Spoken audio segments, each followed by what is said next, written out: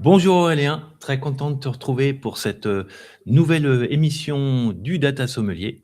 On Bonjour va Stéphane. parler de Dremio aujourd'hui. Alors, on en a déjà parlé, on en a même montré le produit lors de Meetup Modern Data Stack France il y a plusieurs mois de ça. Ouais. Et effectivement, donc Dremio est de mon côté plutôt connu comme une couche de fédération, hein, un service transverse d'accès à de nombreuses sources. Mais on va voir aujourd'hui qu'on peut aller beaucoup plus loin. Et donc, tu vas nous montrer un petit peu les nouveautés de la plateforme. Et on parle donc on va parler de cette Agentic Lakehouse avec tout ce qui est nécessaire et au goût du jour en termes d'intelligence artificielle, de MCP. Et voilà, tu vas nous décliner tout ça. Alors, dans les épisodes passés, j'ai eu la chance d'interviewer euh, Guénonnet, Prié de Michelin, en fait. Et donc, si vous êtes intéressé par ce retour client, je vous mets le lien ici. Ça a été un échange passionnant, un échange passionnant autour de l'architecture Dremio et comment Michelin utilise Dremio en interne. Donc, accompagné évidemment d'autres composants logiciels. Mais j'ai trouvé ce retour d'expérience vraiment intéressant parce que là, on voit une grande compagnie qui nous explique comment dans le dur, ça fonctionne Dremio. Et donc, je pense qu'il n'y a pas plus sympa comme témoignage d'avoir le retour d'un utilisateur final. J'avais déjà parlé aussi de Dremio lors de ce témoignage de la société BNP Paribas Personal Finance, mais qui était venu parler lors de l'événement Dremio Subsurface qui s'est déroulé en novembre 2025. Il y avait plusieurs témoignages, dont celui-ci, mais aussi l'URSSAF, qui avait témoigné de son utilisation de Dremio. Donc, voilà aujourd'hui la connaissance que j'ai. Couche de fédération, accès universel à de nombreuses sources, mais on va ouvrir le capot et tu vas nous dire ce qu'il y a de nouveau un petit peu au-delà de cette Exactement. couche de fédération.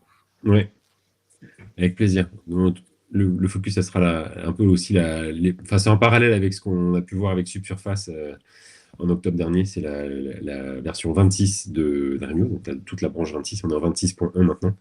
Et toute la partie, ouais, en effet, agentic et fonction AI. Donc, il y a la partie agent, le LLM, je discute avec mes données, truc un peu classique, et aussi des fonctions pour faire de l'AI dans du SQL. Donc, Ouais, il y a voilà. deux piliers majeurs. Et puis aussi, certainement, une nouvelle offre, Lycos, que tu vas décrire un petit peu. Hein. C'est, comment dire ça, un ensemble de services hébergés, hostés, managés. Ouais, il y a également eu l'annonce de notre nouveau cloud, donc Dremio Cloud. Donc, on a maintenant une offre cloud qui a été refaite, on va dire, rafraîchie, avec un full service serverless, on peut l'appeler comme ça, et la partie software. Donc, on a les deux axes, cloud et software, disponibles, et on a les mêmes interfaces. Donc, les clients peuvent vraiment choisir l'un ou l'autre, ou même les deux, parce qu'on peut faire aussi du Dremio to Dremio. Donc, si on part sur du cloud en termes d'architecture, on peut aussi se connecter à son Dremio on-prem, qui serait par exemple avec des données un peu sensibles, si on a les classes. C'est ce qui explique justement, mais d'ailleurs, Guénolé dans son pitch Michelin, ils ont différentes classes. Ils ont, je crois, quatre. Je m'occupe pas forcément du compte Michelin, mais j'ai vu la vidéo. C'est hyper intéressant. Ils ont 4 classes de stockage de mémoire. Et donc, par rapport à ces sensibilités, ils ont des plateformes différentes. Ben, on peut avoir ce même type d'approche avec du cloud Dremio, Dremio Cloud, et la partie software sur du cube on-prem. Et donc, on peut avoir sur les deux plateformes du Polaris, qui est notre catalogue, avec le format Iceberg, donc selon l'environnement de stockage choisi, cloud ou on-prem, ou on-prem. Et puis, les fonctions AI qui sont disponibles dans les deux plateformes. Donc, on peut Ouais, avoir de l'AI on-prem et de l'AI dans le cloud. d'accord. Et on rappelle qu'il y a toujours une fondation, enfin une partie open source. Hein. Ça reste, Ouais, ça reste. Hein. ouais, ouais, c'est ça, c'est dans les fondations, je dirais, de la plateforme. En effet, moi, à la limite, je vais sauter dans le slide. Je pense que c'est les slides qui sont ici. Voilà. Dans les fondations de Dremio, le moteur, c'est Apache Arrow. Donc, ça, c'est dont on est le co-créateur. On utilise la spec Iceberg pour tout ce qui est structuration des tables au format Iceberg, avec un sous-jacent parquet derrière pour les fichiers, et bien sûr le catalogue Polaris, parce que Iceberg est une spec, et Polaris, ça va être le service de catalogue avec l'API qui permet d'accéder à ces tables, et surtout d'amener toute la gouvernance autour des tables, donc les permissions, les droits, c'est ce on pourra voir tout à l'heure. Et ce qui est intéressant, c'est de voir ce qu'on a ici. Hop, je vais ramener ce slide-là. Voilà, c'est la plateforme. Donc, dans la plateforme, on a l'Open Catalog dont je viens de parler, qui est Apache Polaris, et qui permet d'être accédé par d'autres engines hors de la plateforme. C'est assez puissant, puisque du coup, on peut tout structurer dans Dremio, donc préparer, unifier ces données, donc se connecter à ces différentes sources, ça va être Oracle, Postgre, SQL Server, SAP, et puis des objets qui peuvent être dans Minayo ou dans du cloud au format Parquet, par exemple, ou dans Hadoop, créer ses products, créer ses data products, et les pré-data products, les couches silver par exemple, pas forcément jusqu'à la couche gold exposée pour un applicatif, mais ça peut être aussi une couche silver, l'exposer dans Polaris et pouvoir la faire consommer par un outil, du Python ou un appel dans Spark par exemple, directement avec l'API Polaris. Donc on n'est pas obligé de passer forcément par le connecteur JDBC, on peut passer aussi à côté par la partie Open Catalog. Donc on devient le point central et le catalogue des catalogues quelque part, sans avoir forcément à connaître Dremio, mais en passant par l'API qu'on expose, on vient fédérer tout ça et on va gérer toutes les permissions. Ouais, j'y crois beaucoup au côté multi-engine et on peut rappeler que Dremio depuis plusieurs années pousse le format Iceberg, qui est un open data format, et ça va faciliter les architectures multi-engine. Donc un point de stockage qui peut être accédé par différents engines en fonction des workloads ou de la puissance nécessaire. On va choisir son engine. Et donc Dremio est aujourd'hui bien positionné pour être dans cette architecture-là, en fait, d'open data platform, en fait. Exactement. C'est-à-dire que si tu as besoin d'effectuer des opérations qui ne sont pas forcément disponibles en SQL, ou tu as une autre plateforme avec d'autres propriétés sur laquelle tu veux exposer les données que tu as créées en tant que data engineer ou data scientist dans Dremio, parce que tu as déjà croisé des sources, tu as déjà fait ce travail de préparation et que tu veux l'exposer à une autre plateforme, passer par le catalogue Polaris, c'est la meilleure approche. C'est-à-dire que tu ne passes pas, tu n'as pas de bottleneck lié à l'archi SQL de Dremio si tu penses que c'est limité, et tu peux passer par un autre accès qui va te donner l'accès à ces produits que tu auras créés. Donc tu gardes la puissance de Dremio pour créer ces datasets liés à ton besoin, mais tu peux en effet le consommer avec d'autres moteurs. L'intérêt, c'est que tu vas fédérer la sécurité et les permissions dans Dremio. Ouais, c'est ça. Avoir, du coup, et à côté de ça, tu peux avoir tes agents, c'est ce qu'on a sur le slide, il manque quelques petites flèches sur la conversion, mais le Dremio Agent va consommer en fait cette partie data préparée, avec toute la sémantique qu'on a mis en place. Tu as toujours la BI, ça c'était dans l'ADN de tout ce qui est accès par la BI. Donc là, on a que deux icônes, mais on a aussi Tableau et Power BI qui sont les deux un peu majeurs, mais on a aussi Superset qui fonctionne dans le monde open source, mais d'autres. Et puis, pardon, toute la partie MCP, donc la connexion par Mistral ou Claude à la plateforme. Et donc, tu peux échanger aussi en langage naturel. Et on a des outils dans notre serveur MCP qui permettent en fait, à ces clients de créer les requêtes et d'explorer, de trouver la bonne sémantique. Je pourrais te le montrer si tu veux. J'ai un Claude qui tourne autour des données. Donc, on a ces 4 axes: AI Agent, la BI, le MCP, et puis la consommation par d'autres plateformes. Ouais, et donc en passant par cette semantic layer, je pense que ça va être le sujet 2026, dans les différentes interviews que j'ai pu mener, et dont Michelin, effectivement, la création de cette couche sémantique, c'est un vrai sujet d'entreprise, et c'est pas si facile que ça à mettre en place, certainement, parce que c'est pas que de la technologie, mais c'est de la gouvernance aussi. Ouais. Mais le fait d'avoir cette couche transverse sur laquelle tu colles cette semantic layer, ça a beaucoup de sens, en fait. Ouais, ça permet en fait d'optimiser, je dirais, l'accès aux données. Faut le penser pour les utilisateurs, en fait, les end users qui ont toujours cette complexité à comprendre ce que peut être par exemple les données des clients, les données des produits ou des SKU dans une entreprise. On a différentes sources, on a différents systèmes et avec différentes, je dirais, cycles de vie. Et quand on connecte tout ça, il n'y a pas forcément de cohérence. Et donc, il faut ramener cette cohérence autour de la sémantique. Et donc, d'avoir un point d'accès global et de réexposer ça dans un catalogue global comme Apache Polaris, bah, ça permet d'avoir ce travail de fédération autour de la sémantique. Et par la suite, ça permet aussi à l'AI d'être beaucoup plus efficace, puisque si tu poses des questions à une plateforme qui a toute cette sémantique, bah, en fait, on va trouver très rapidement le contexte et les bonnes vues, les bonnes tables, les bonnes vues, pour répondre à ta question. Ouais, non, c'est clair. La problématique du context engineering, on est en plein dedans. Non, c'est clair. Ouais. Donc, c'est déjà disponible aujourd'hui, hein, c'est ça? L'offre, elle est Ouais. disponible dans sa Ouais, totalité. ce qu'on voit là, oui, ça c'est la 26.1, donc tout ça c'est dispo en effet dans la plateforme. On peut le tester en ligne, on peut démarrer une plateforme cloud. On a aussi créé ça avec le nouveau Dremio Cloud. On peut démarrer sa propre plateforme cloud. Moi je l'ai fait avec 2-3 partenaires, ça se fait en 3 minutes. Un peu comme le font pas mal de plateformes cloud data. Vous démarrez avec un email, vous avez $400 de crédit et 30 jours. Et vous avez déjà de la donnée et vous avez les AI dispo. Donc on peut même tester les AI très rapidement. Ouais, d'accord. Donc, onboarding assez rapide, hein. Ouais, ça c'était l'ajout aussi fonctionnel dans les tests, c'est que maintenant tous les clients peuvent tester très rapidement en mode cloud la plateforme. Ça c'est assez pratique. OK. Tu voulais faire aussi un petit zoom sur la partie AI. Je sais que l'AI se manipule facilement en SQL au travers de Dremio, hein, Ouais. et c'est natif maintenant. Ouais, en fait, il y a deux grands axes. Alors, à la limite, je vais reprendre. Je vais m'en mettre là. Je sais pas si j'ai gardé ce slide tout à l'heure dans mon petit ménage. Non, je l'ai pas gardé, mais je vais reprendre celui-là. J'ai fait quelques petits trucs ici. Ouais, voilà. On voit à peu près le concept ici.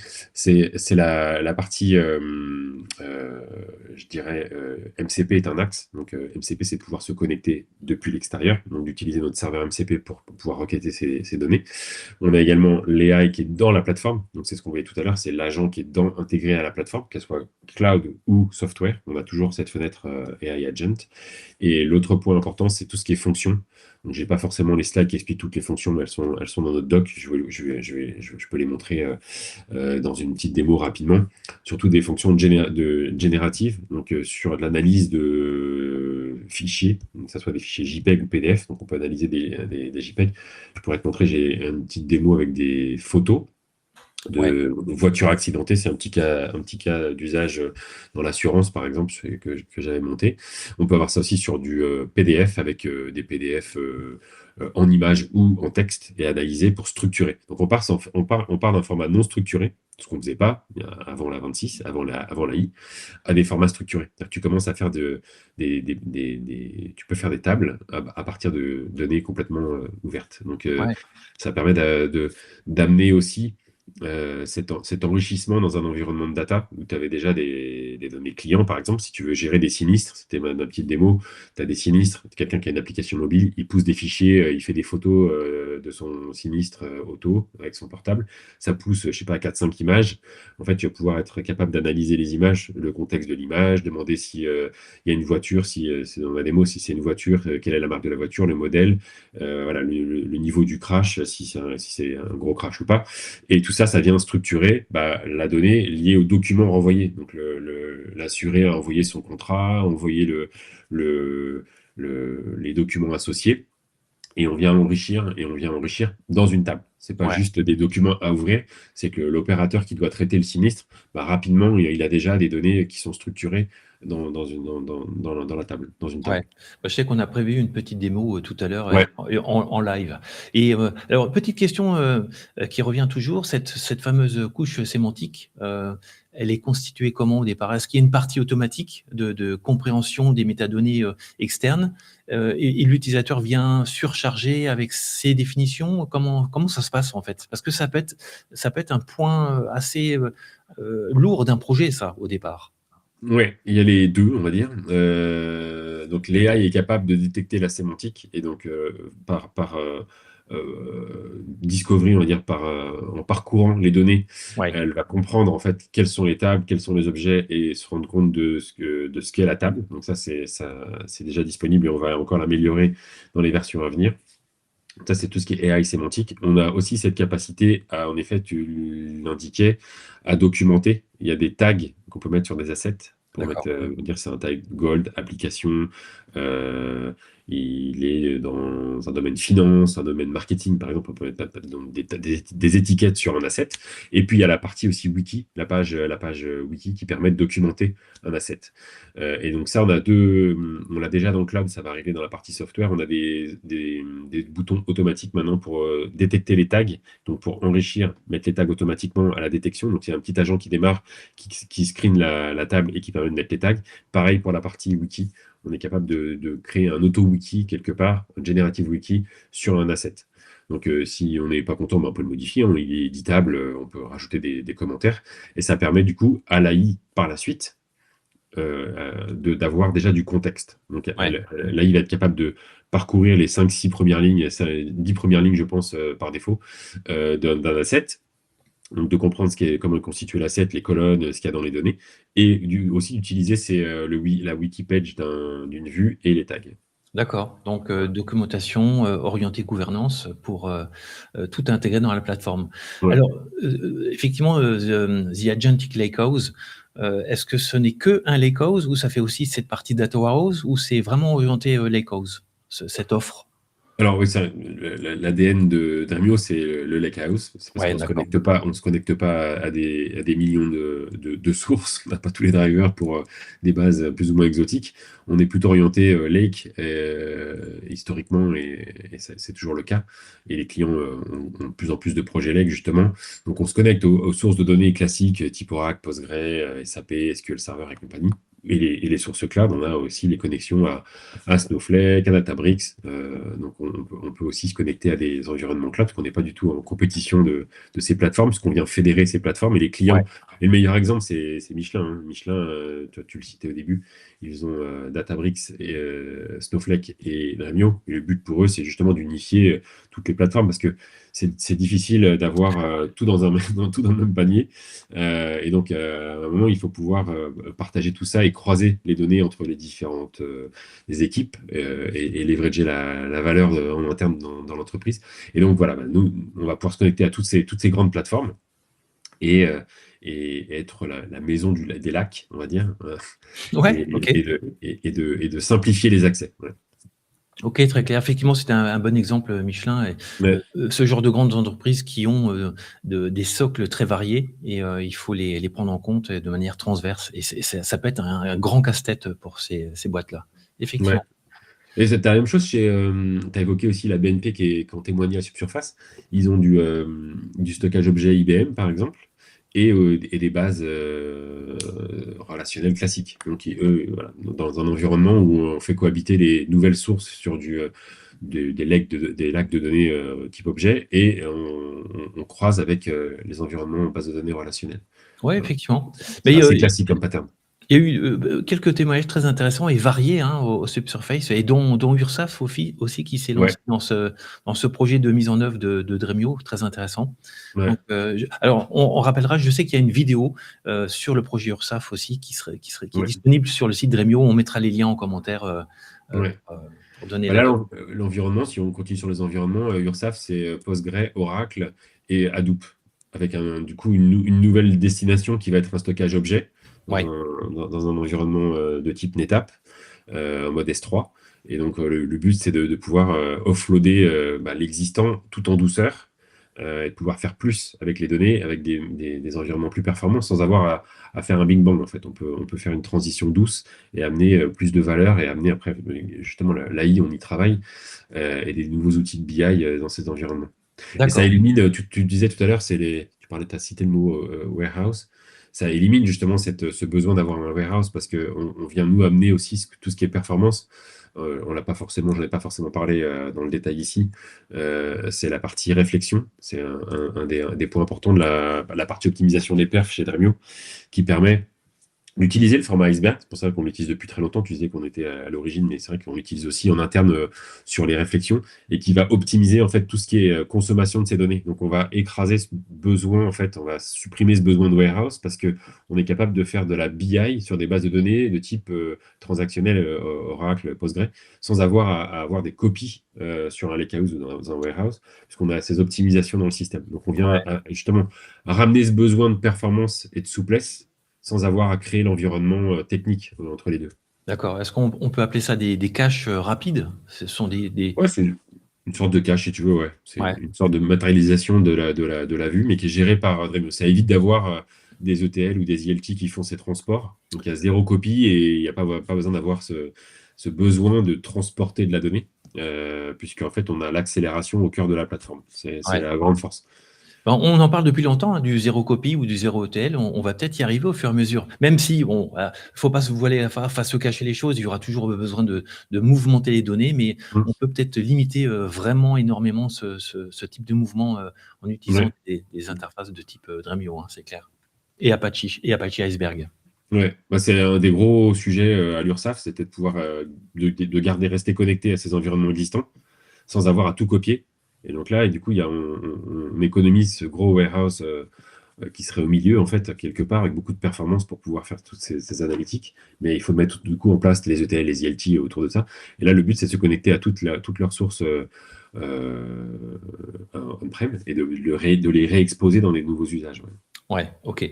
Alors, je sais que tu as prévu une petite démo, mais est-ce qu'il y a encore un point que tu voulais mettre en avant de passer en mode démo? Non, je peux montrer un peu l'interface, les deux interfaces, le cloud et la partie software. Eh ben, écoute. Et puis les deux, trois nouveautés sympas en démo rapidement. Après, je vais pas tout couvrir. On n'a pas, Non, non. je vais pas faire une démo d'une heure comme je peux le faire avec certains clients sur un agenda précis où on passe en revue toutes les fonctions. Mais après, voilà, si des gens sont intéressés, il faut pas hésiter à engager après pour creuser un sujet. Et Ouais, je peux vous voilà. montrer un peu ce que ça donne, ouais. Alors, je passe sur la scène de partage d'écran et puis, eh ben, à toi Ouais, l'écran. Et oui, non, l'idée, effectivement, c'est de montrer en quelques minutes à quoi ça ressemble, en fait, hein, et comment ça marche, en fait. exactement. Alors, je Euh, nous fais disparaître, comme ça, tu as l'écran en totalité. Exactement, bah, nickel. Alors, je vais commencer par la partie cloud. Tu vois bien mon écran là? Ouais, c'est bon. Nickel. La partie cloud, très simplement, ça c'est donc la nouvelle plateforme. On peut gérer ses projets. Donc là, on a différents projets. Donc là, j'ai ma démo qui est dispo. C'est-à-dire que sur un environnement cloud, le client récupère en fait une organisation. Et dans son organisation, il va pouvoir créer ses projets. Donc il va pouvoir créer avec son environnement un projet de dev, un projet de pré-prod, le projet de prod. Et dans chaque après projet, donc là, je vois que s'il est sur de la WS, si je retourne sur mon projet, après ici, je vais retrouver dans mon project settings mes engines, donc la capacité à faire du SQL, parce que par défaut, on démarre rien, c'est juste on structure l'environnement par rapport à ses besoins, et on va après ajouter à chaque projet les engines pour avoir de la performance dans un contexte, et son D'accord. catalogue également ici. Et on va retrouver après ici tous les endpoints, donc le MCP qui est livré directement dans la partie cloud, le JDBC ici, et on sait là pour l'instant on est aux US, on aura bientôt la partie européenne, ça arrive, le D'accord. projet et l'organisation. D'accord, donc ça c'est la partie cloud. Et dans la partie cloud, la petite nouveauté aussi, c'est qu'on a une petite maison maintenant ici qui permet en fait de pouvoir poser ces questions à l'AI directement. Donc si je veux poser des questions, là j'ai un environnement, alors j'ai pas forcément tout développé ici, j'ai un environnement taxi, ouais, donc je peux le mettre ici. Tu vois, si je prends une question, à la limite, je vais faire, j'ai des petites, hop, je vais faire ça, je vais demander ça, hop. On va prendre une question comme ça. Hop, j'ai un petit jeu de données.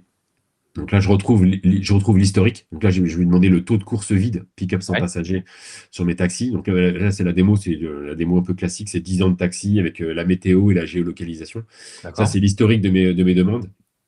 Donc on voit, on peut récupérer du code aussi, on peut lui faire faire du code si on le souhaite. Donc lui, il m'a carrément fait du code Python, par exemple. Donc on peut se balader un petit peu, voilà, il fait des graphiques. Donc l'intérêt ici, c'est de pouvoir, en langage naturel, de discuter avec ces données. Donc là, on va voir ce qu'il peut nous générer des graphes. On voit la requête, on voit la table également ici, et une petite explication en français. Alors ça marche dans toutes les langues, hein. Là, je l'ai qu'en français, mais j'en ai déjà fait en, en italien, par exemple, sur des démos en Italie. C'est ce qui est génial avec l'AI, c'est que ça switch automatiquement de langue. Donc là, voilà, il va découvrir. C'est là où on voit aussi que le fonctionnement de l'AI automatique, l'AI sémantique, pardon, il va détecter les objets et il va comprendre comment est structurée la donnée, dans quelle table, et pouvoir générer après la BI. Donc ça, c'est la petite nouveauté. Voilà, il me sort un graphique avec les quartiers, Donc là, Ouais, j'ai la requête qui m'a passé, la table. Donc là, je fais de la Gen BI directement dans l'interface graphique de Dremio. Et puis, il me fait un petit texte, une petite recommandation ici. Voilà. ouais, Donc ça, d'accord. c'est la Donc, nouveauté ici. Ouais, excuse-moi. accès hyper Ouais. immédiat à la chat GPT, en fait, hein, et Ouais. les données sont en ligne, sont accessibles via des requêtes en langage naturel. Ouais. Et donc là, ce que j'ai fait, si je regarde le job, je vais avoir mon job ici, en fait, que je vais retrouver. Ça, c'est la requête qui a été passée par l'AI. C'est pas celle-là. Hop, je vais me mettre ici. Tac. Preview REST. Ouais, ça va être celle-là. Et là, on a le détail de la requête. Et on peut avoir aussi ici un bouton Explain Job, où en fait, on peut lui demander de lancer une analyse d'un job dans la partie job, ici. Et là, il analyse un job. Ça, c'est une autre fonction de l'AI. Tout à l'heure, je parlais avec mes données. Mais si je veux comprendre le résultat de ce job qui a été lancé par ma BI ou mon agent AI ou Claude, je peux aussi, dans l'interface ici, avoir cet assistant dans l'analyse des jobs de Dremio. Donc là, il va D'accord. analyser le job pour moi et il va me dire ce qui pourrait être optimisé dans ma requête. Donc ça, c'est un truc qui est pas mal. Voilà. Et là, il me donne le job et les suggestions d'optimisation. Ouais, d'accord. Donc, peut-être des notions de jointure aussi qui seraient pas Ouais, optimisées, ce genre de choses aussi, peut-être, non? oui, exactement. Il va te proposer des réflexions, s'il faut en mettre, par exemple. D'accord. Donc les fameuses réflexions d'Amio ou d'optimisation, et tout ce qui est optimisation en général sur le dataset. Donc voilà, il te donne les points, les points qui peuvent coûter un peu cher dans ton truc, et les optimisations possibles. Donc c'est vraiment une aide aussi intégrée à l'AI. Et ça, ce qu'on voit là, on l'a dans le cloud. Donc ça, c'est la plateforme cloud. Et on l'a aussi en mode software. Alors en software, on n'a pas la petite maison, parce qu'on retrouve l'AI ici avec le petit bouton. Parce que par défaut, dans la plateforme cloud, tout le monde n'a pas accès à l'AI parce qu'il faut le paramétrer, Ouais, il faut avoir un accès.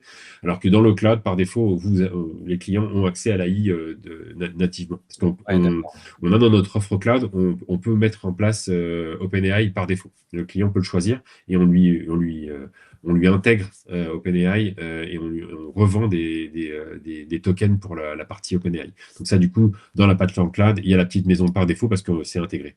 Alors, Ouais, dans la, d'accord. dans la partie software, il faut l'ajouter. On a la même interface. C'est dans les préférences ici. Voilà, tu dois mettre ton modèle ici. Tu dois choisir dans tes modèles existants ton paramètre pour te connecter. Donc, c'est pour ça Ouais, qu'il n'y ok. a pas il y a pas la petite maison, parce que s'il y avait la maison et qu'il n'y avait pas d'AI, ça n'aurait pas beaucoup de sens. Mais voilà, c'est la seule petite différence entre le cloud et la partie software. Mais le reste, c'est la même interface. Donc, dans l'interface, on va retrouver le catalogue, on va retrouver Polaris. Donc là, on peut retrouver des assets. Si je regarde dans l'application, je te parlais des tables tout à l'heure avec la voiture, les analyses de voiture, c'est une table ici. Donc en violet, c'est toujours un asset physique. Si je regarde dans la partie application, j'ai aussi New York Taxi. Là, c'est du vert, c'est une vue. Donc, mes assets de cet objet que je viens d'utiliser là pour la partie AI, si je regarde d'où ils viennent, c'est aussi la force de Dremio. C'est là que là, je l'expose dans mon catalogue Polaris. Donc, je peux le consommer avec autre chose que juste les drivers JDBC. Je peux me connecter avec du Python en utilisant l'API, par exemple. Et ces données, elles viennent, si je regarde le lineage, elles viennent de S3. Donc, j'ai deux tables qui ont été créées sur des fichiers Parquet et une table qui vient de BigQuery. La météo vient de BigQuery. D'accord. Donc ça, je l'ai accéléré. Donc si je me mets ici sur l'asset météo, j'ai toujours le fonctionnement de mes reflections. Ça, c'est dans l'ADN, on va dire, dans les fonctions phares de Dremio. Donc là, si je clique sur le petit éclair, j'ai le détail. J'ai une réflexion raw. Donc j'ai une copie complète des données de BigQuery. Ce qui me D'accord. permet de plus aller lire dans BigQuery. Donc là, je fais un gain de perf et cost. Enfin, la perf, BigQuery, on a de la perf, mais en tout cas, cost, on a plus le prix d'aller lire dans BigQuery ou dans Snowflake ou dans autre chose dans le cloud ou dans Tabrix. On peut D'accord. avoir on peut ramener ça en local. Et là, j'ai une autre optimisation. Vous voyez, j'ai un autre éclair ici sur cette jointure entre les zones géographiques et mes taxis. Là, j'ai créé cette vue intermédiaire. Et si je regarde également comment elle est constituée, cette vue intermédiaire, elle n'est pas en raw, vous voyez, c'est pas coché. Elle est en aggregate. Et l'aggregate, en fait, ça me permet de choisir des champs, pardon, des dimensions qui vont être utilisées dans la BI ou et où dans les AI. C'est-à-dire que si je demande D'accord. des informations sur les dates, sur le payment type, ou ce genre de choses, le type amount, là, je peux choisir aussi d'avoir du count, du sum sur ces champs. Donc, je choisis ces champs, latitude également, si je veux faire une carte, comme je l'ai dans Tableau, par exemple. Donc là, j'ai choisi ça. Et pour un dataset qui fait 20 gigas, j'ai une consommation de 112 mégas. Et ça, je vais le rafraîchir. C'est un peu ce qui peut remplacer un ETL, c'est que je vais accélérer cette vue, je vais la matérialiser dans du iceberg derrière. Ça, c'est pas, on n'a pas forcément besoin de le voir ici. Ouais, d'accord. C'est intrinsèque. Et ça va amener de la perf. Et de la perf pour la BI, ça, c'était je dirais, le positionnement historique. Tu vois, si je reprends la BI, je vais la reprendre ici. Elle est où? Elle est là. Hop, je vais la ramener dans l'écran. J'ai une visualisation ici dans Tableau. Mon tableau, il pointe vers mon asset New York Taxi GeoWeather qu'on voyait tout à l'heure. Ouais. Si je fais donc là, j'ai 1 milliard de lignes, hein, je suis quasiment 1 milliard, je suis à 975 millions. Si je me remets sur ici, 975 millions de lignes. Donc là, j'ai la vision sur 10 ans, c'est de 2013 à 2024. Si je me déplace dans mes assets, tu vois, dans mes dates, pardon, et que voilà, je fais un peu n'importe quoi pour générer des requêtes. Je peux cliquer sur un mois particulier, je peux me déplacer dans la carte, je peux sélectionner des quartiers Manhattan par exemple dans la carte, il va me mettre toute la carte à jour, j'ai la moitié de mon trafic qui se trouve ici, hop, tu Ouais. vois, j'annule. Si je vais voir maintenant ce qui s'est passé, c'était assez rapide hein, pour Ouais, les gens c'est qui font de la quasi BI. instantané, ouais. Ouais, Ouais. pour les gens qui font de la BI, manipuler 1 milliard de lignes, c'est pas toujours aussi rapide. Là, je vois que c'est mon business user qui est connecté avec du JDBC dans Tableau, qui a eu toutes ces requêtes qu'on voit là, tout ce que j'ai fait, tout ce qu'on a fait ensemble là, tout ça, c'est là, dans la midi 5 le 19, tout ça, c'est là. C'est immense, hein, la BI, ça fait pas mal de. La liste est longue. Ouais. Et on voit que le temps est à 1 seconde ou moins d'1 seconde. Et là, on a les requêtes qui apparaissent ici. Ça, c'est toutes les requêtes passées par Tableau, donc Ouais. qui sont générées par Tableau. Et on voit que tout ça, c'est accéléré. Donc, ce que j'obtiens là, c'est une accélération. Mais du coup, je l'obtiens aussi si je fais de l'AI. Si je ramène, par exemple, Claude, et que Ouais. je demande à Claude, alors j'en ai déjà fait un peu ici, j'ai posé quelques questions à Claude. Dans mon environnement New York Taxi, quels sont les revenus moyens? Donc là, je peux poser des questions automatiquement. Et dans Claude, ce que j'ai fait ici, c'est que j'ai connecté, j'ai un connecteur ici Dremio, qui D'accord. me permet en fait, gérer les connecteurs, d'avoir, je vais peut-être pas rentrer dans le niveau des connecteurs, mais de pouvoir me connecter à mon système cloud ou software, ou les deux d'ailleurs. On peut aussi, si je reprends ici, voilà, je vais fermer ça. Donc là, c'est l'environnement Dremio Software. On pourrait aussi l'avoir sur le cloud. Et je peux lui poser donc des questions. Il va automatiquement détecter les schémas. Il va chercher le schéma et il va me trouver les données, les bonnes données pour cette requête et il va me lancer la requête. Voilà, il me fait la requête avec les outils. Ça, c'est Get Schema of Tables. C'est un outil Dremio qui est livré dans notre MCP, que l'AI utilise. Le Run SQL, bah, c'est pour lancer la requête. Et à la fin, il me fait une visualisation de ce type-là, en mode graphique. C'est que là, je fais de la Gen BI dans Tableau, ça peut marcher dans Tableau, dans Claude. Ça peut aussi marcher avec Mistral, avec OpenAI. Et c'est vrai que l'outil qui fait les meilleures visualisations, je trouve, pour moi, ça reste Claude. Et on fait de la Gen BI automatiquement, voilà, bah, en ayant posé une question, on peut se balader, il fait des pages web, et il peut me répondre à mes questions. Là, j'en ai fait une autre, je lui ai demandé ici, quelles sont les routes et les trajets les plus fréquentés et les durées moyennes? Donc, question business, peut-on identifier les goulots d'étranglement? Il m'a fait une petite visualisation ici avec l'efficacité des trajets entre Manhattan et Manhattan. Forcément, il y a des D'accord. bouchons. Queen, Manhattan, voilà, c'est plutôt efficace quand on va à Manhattan depuis le Queens. Donc voilà, il vous donne une analyse et on peut avoir les congestions par heure.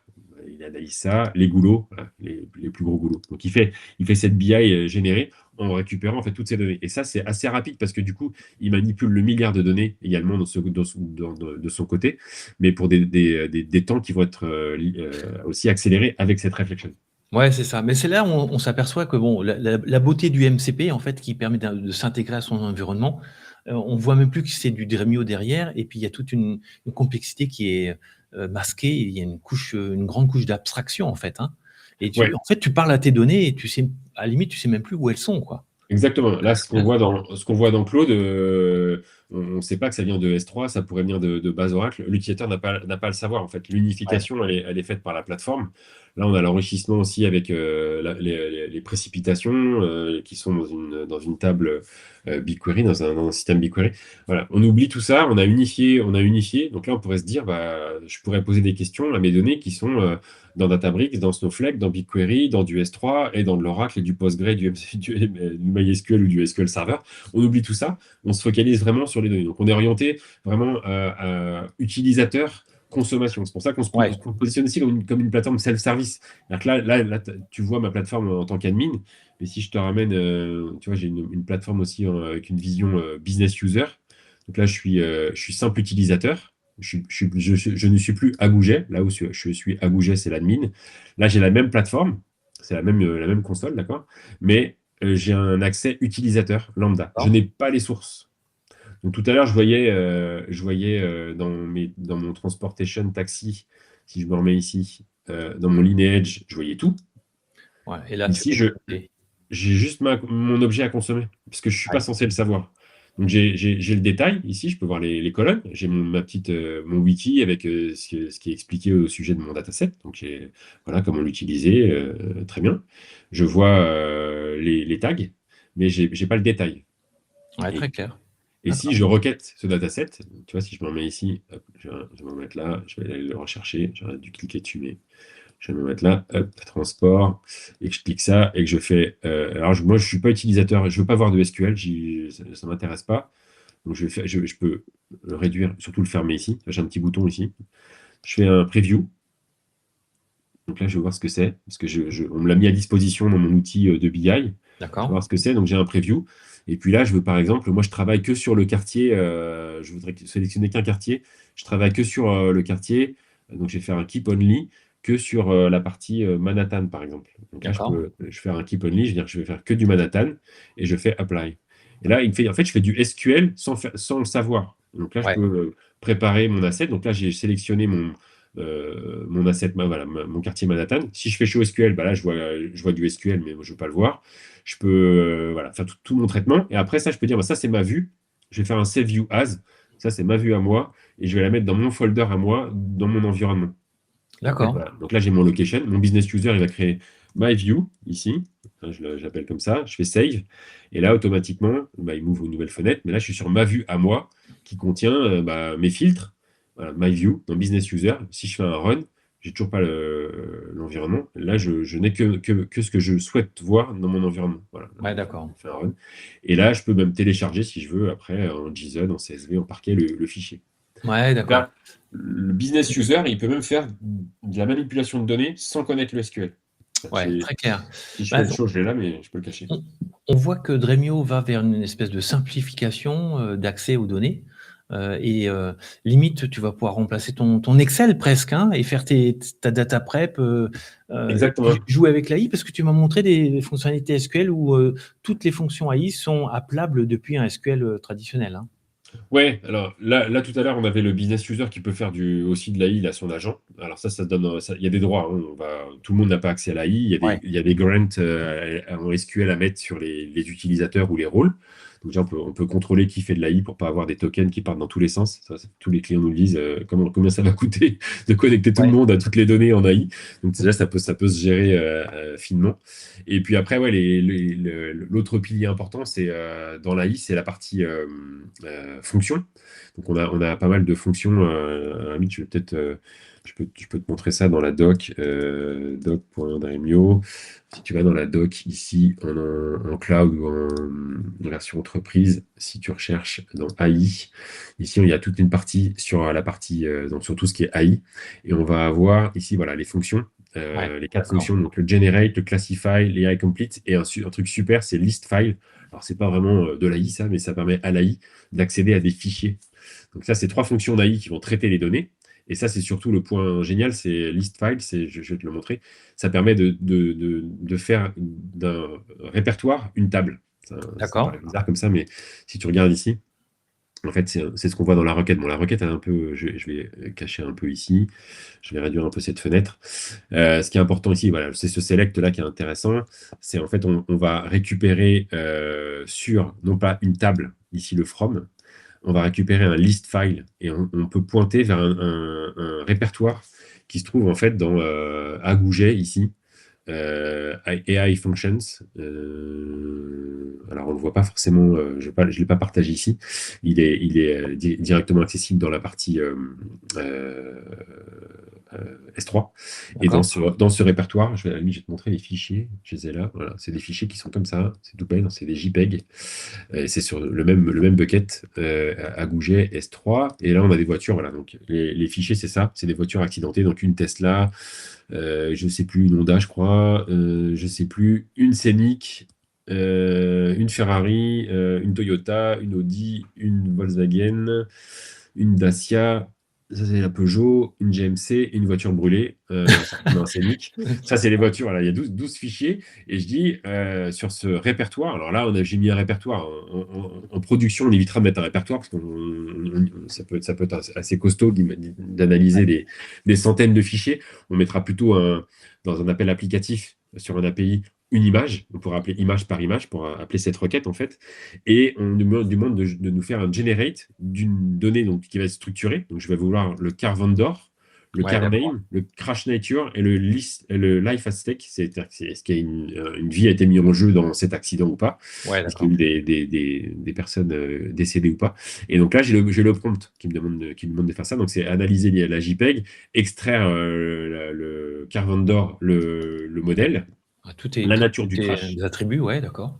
la nature du crash, et si quelqu'un a pu mourir dans cet accident. C'est pour Ouais. classifier en fait si c'est juste un petit impact ou si c'est vraiment un truc grave, pour classifier en fait chez l'assureur si c'est quelque Ouais, chose bah, de la gravité léger. de l'accident, ouais. Voilà, par deux. Si, voilà, ça peut être. Après, on pourrait même faire un classify, parce que j'ai juste généré. On pourrait même faire un classify après de l'analyse de cette phrase, éventuellement. Donc là, c'est pas fait, mais ça pourrait être un autre use case. Et donc là, j'ai généré tout ça dans une autre table où je fais un create table ici, où je récupère aussi les données. Donc là, je récupère mes données que je viens de générer de ma précédente requête, et puis toutes les métadatas. Ce qui fait que ça me génère ça. Si je fais un select de cette table, du coup, générée suite à cette requête AI. La requête prend à peu près, je la lance pas là, mais ça dure à peu près 4 minutes pour Ouais, les quand 12, même. les 12 images, parce que du coup, il analyse image par image et il crée Ouais. chaque ligne. Et voilà, donc là, on retrouve le car vendor, le car name, le crash nature ici, et puis si la vie était en jeu ou pas. Et donc là, on voit Volkswagen, likely, bah, Touran, on retrouve la Ferrari ici. Donc, il trouve des modèles possibles, la Ferrari, la Honda, voilà, la GMC, et bah, voilà, la nature du crash, front. Donc là, tout à l'heure, la Ferrari, elle était pas mal crashée. Elle est où là? Voilà, Severe high speed impact. Donc, on le voit Ouais, là. d'accord. Donc là, après, il y a les métadatas liées au fichier, la taille du fichier, la date, et ainsi de suite. Donc on peut créer une table d'assets PDF ou JPEG assez rapidement en utilisant non pas forcément du code extérieur, mais juste du SQL. Ouais, On utilise d'accord. AI Generate, la table qui est en fait une liste de fichiers, et ça fonctionne. On l'a aussi pour des PDF. J'avais fait ça aussi pour c'est mon collègue en Angleterre, Ashley, qui avait fait ça pour un institut en UK. Donc, ça m'a sorti ça, si je fais un select, une analyse de PDF où tu retrouves, voilà, j'ai deux patientes, si je peux te ressortir à la limite le truc, c'était des données PDF de patients, analyse de sang. Là, on voit bien la puissance, en fait, tous les use cases sont accessibles en SQL, en fait, hein. Euh, Ouais, en fait, ouais, ça En SQL, tu te retrouves à récupérer des données structurées. Donc, ça, c'est des PDF. Par exemple, Margaret Jones, on l'a là. Margaret Jones, elle est là. On la voit là, Margaret Jones. Et ça, c'est son NHS number, donc en UK. Et je demande, en fait, dans l'outil, de me récupérer, en fait, les analyses de sang de la personne. Et de classifier ça voilà, dans une table. Donc, on peut ouais, d'accord. faire analyser en fait des PDF pour en créer une table. Toujours avec le prompt, la liste de fichiers, très simplement. Voilà. Donc ça, c'est JPEG et PDF, c'est deux fonctions super dans la plateforme pour gagner du temps sur l'analyse de documents. Bah, écoute, très clair, hein. Donc je vois, ça y est, donc Dremio 26, c'est à la page de l'AI complètement. Ouais, Hem, En version managée également. Donc ça permet ça permettrait d'accélérer un POC, hein, parce que toute l'infra, elle est déjà gérée, ouais. pré-mâchée pour le client final. Exactement, tu vois, là, je retourne sur la partie SQL, tout ce que je t'ai montré là, bah, je l'ai aussi ici, tu vois, ça fonctionne de la même façon, c'est le même code, les scripts, ils sont aussi là, on peut les retrouver, bah, des mots taxi, la partie PDF que je viens de te montrer, ouais, on l'a là aussi. Donc, c'est la même chose. Enfin, ce qu'un client peut tester en cloud, avec l'accès très rapide au cloud en démarrant son test. Je crois que, attends, si j'ouvre une fenêtre, je pense que si tu l'as là sur de mémoire, je vais faire c'est dremio.com slash get started si tu vas là. Voilà, tu te connectes là, donc ça avec ton email, et tu peux te retrouver très rapidement sur cette plateforme en fait, avec D'accord. des assets, il y a des assets de démo qui se retrouvent à la sample, il y a ça ici qui va être dispo, avec les taxis, les vélos, voilà, il y a des démos qui sont chargées, et il y a même donc il y a l'environnement de base, c'est un environnement Polaris. Et D'accord. voilà, et le Dremio Sample, il est livré de base. Donc en fait, en très peu de temps, voilà, tu as ça, Customer 360 aussi. Voilà, tu as des tables, tu as 5 tables Customer 360. C'est pas les taxis, c'est les vélos, un peu pareil, même idée. Et en fait, en 2-2, tu peux poser des questions à ton environnement et démarrer ta petite démo, ta petite validation très rapidement de l'AI et tes données. Et c'est ça D'accord. le petit aussi le bouton dont je te parlais tout en intro. Tu vois, on a un petit générateur ici de tags, voilà, qui trouve qu'il y a de la PII, Transportation, Ouais, d'Urban Mobility. Je fais un save, hop, il m'a mis mes tags. Ici, je fais un generate wiki. Il va automatiquement trouver ce qu'il y a dans les assets des vélos et il me génère un wiki, tac, automatiquement. J'ai juste à accepter, je fais save et voilà. Et là, j'ai un wiki page qui est généré, que ça contient et des exemples de lignes. ouais, donc ça permet d'accélérer ta semantic layer et puis de commencer à Ouais, jouer avec l'AI quasiment immédiatement, quoi. exactement. Parce que là, du coup, avec les tags et le wiki, l'AI, elle va lire ça et elle gagne du temps. Et donc, on a généré une page wiki qui est éditable, hein, mais qui peut être après consommée par l'AI. Ouais. Ouais, bah écoute, super. Bon, écoute, merci Aurélien pour ce brief des nouveautés. Ça m'a l'air déjà très complet. C'est dispo. Ouais, Ça intègre finement l'AI déjà. Et ce qui me plaît beaucoup, c'est que c'est transverse en fait. C'est que tu vas pouvoir parler à toutes les données en fait, toutes celles qui sont accessibles par Dremio. ouais, Parce qu'on a vu, c'est la tendance, hein, chaque éditeur vient avec sa couche sémantique, son AI, mais c'est souvent, ça ne marche que pour leur plateforme ou la plateforme dont on parle. Alors que là, ouais. c'est transverse et voilà, ça a permis d'avoir une vision d'architecture beaucoup plus large, quoi. Ouais, exactement. Ce que j'avais monté aussi dans cette plateforme, c'est l'accès au on-prem. C'est-à-dire que là, en fait, cette plateforme cloud, je pourrais avoir l'accès à Databricks, à Snow et à BigQuery, comme je l'ai là, par exemple, dans mes exemples, parce que je suis Ouais, dans le cloud. Donc, ouais, je suis forcément Dremio Cloud, accès à des plateformes cloud, mais j'ai besoin de croiser avec des données qui sont on-prem. Un Postgre, ici, qui va se retrouver sur mon système que je voyais là. ouais. La plateforme Postgre est ici. OK. Là, j'ai mes sources Postgre, risque nature, simulation, la météo. Si je regarde dans mon cloud, je vais les retrouver ici, mais en cloud. C'est-à-dire que Ouais. mon Postgre devient une source. Donc là, je peux choisir en fait ce que j'expose de mon système on-prem dans le cloud pour le croiser avec mes données cloud. Ouais, très clair. Bah, Donc c'est j'ai- un chapeau global transverse et ouais, tu joues avec la granularité et les nombres de sources que tu veux y intégrer. ouais. Et Très ça simple. permet d'avoir une gouvernance globale. C'est-à-dire que je peux avoir une gouvernance du coup de ce que j'expose, de ce que je peux exposer de mon on-prem vers mon cloud avec une seule plateforme. Donc, ma Ouais, plateforme Dremio me permet d'exposer uniquement ce que je veux vraiment exposer ici. Donc là, je ouais, très choisis, je choisis les assets. Et ça apparaît comme une source, en fait, une source de données. Là, je récupère ça. Si je me connecte ici, ça fait une requête sur le système. Je suis sur ma plateforme cloud, mais je peux faire une requête derrière sur un. Alors là, l'objet n'est pas connecté, moi, je l'ai supprimé. Mais tu peux avoir un accès direct à ton environnement on-prem depuis ta plateforme cloud. ouais, très clair. Ben écoute, merci pour ça. Donc, on rappelle, tu montrais un écran où on pouvait lancer un démo trial. C'est sur dremio.com, c'est ça? Ou c'est Ouais, ouais. un lien particulier, non? Tu l'as là, ouais, c'est sur Dremio.com Ok, et tout Get simplement. Started, ouais. Bah, je pense que si tu te mets sur Dremio.com tout court, il doit Ok, y avoir non, mais on remettra les liens Ouais, en commentaire de tout ça. Mais en tout cas, ben, super, super solution. Merci d'avoir ouvert le capot pour la avec plaisir. communauté. C'était rapide, j'ai brossé pas mal de sujets, mais voilà, si certaines personnes sont intéressées pour développer d'autres approches et d'autres aspects de la plateforme, avec plaisir. Voilà, et on rappelle ta fonction chez Dremio? Ouais, moi je suis Senior Solution Architect basé à Paris et je couvre l'Europe du Sud. Voilà. Bon, bah, voilà, donc les gens peuvent te contacter si besoin. Ouais, avec plaisir. Ça marche. Merci Aurélien et à très bientôt. Merci Stéphane, bye bye.